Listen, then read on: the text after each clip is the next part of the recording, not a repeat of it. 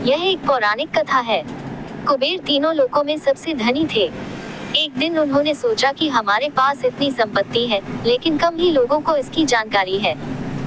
इसलिए उन्होंने अपनी संपत्ति का प्रदर्शन करने के लिए एक भव्य भोज का आयोजन करने की बात सोची।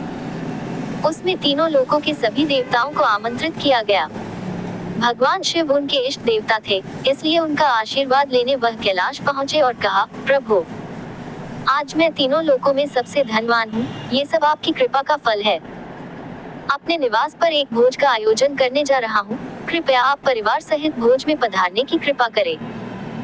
भगवान शिव कुबेर के मन का अहंकार ताड़ गए। बोले, वत्स, मैं बूढ़ा हो चला हूँ, कहीं बाहर नहीं जाता।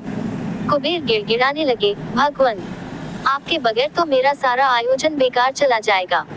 तब शिव जी ने कहा, एक उपाय है। मैं अपने छोटे बेटे गणपति को तुम्हारे भोज में जाने को कह दूंगा। कुबेर संतुष्ट होकर लौट आए। नियत समय पर कुबेर ने भव्य भोज का आयोजन किया। तीनों लोकों के देवता पहुंच चुके थे।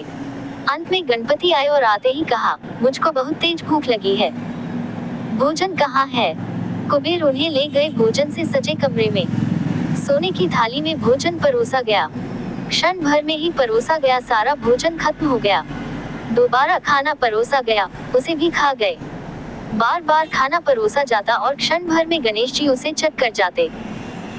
थोड़ी ही देर में हजारों लोगों के लिए बना भोजन खत्म हो गया, लेकिन गणपति का पेट नहीं भरा। वे रसोई घर में पहुंचे और वहां रखा सारा कच्चा सामान भी खा गए, तब भी भूख नहीं मिटी। जब सब कुछ खत्म हो गया तो गणपति ने कुबेर से कहा, जब तुम्हारे पास मुझे खिलाने के लिए कुछ था ही नहीं तो तुमने मुझे न्योता क्यों दिया था? कुबेर का अहंकार चूर चूर हो गया।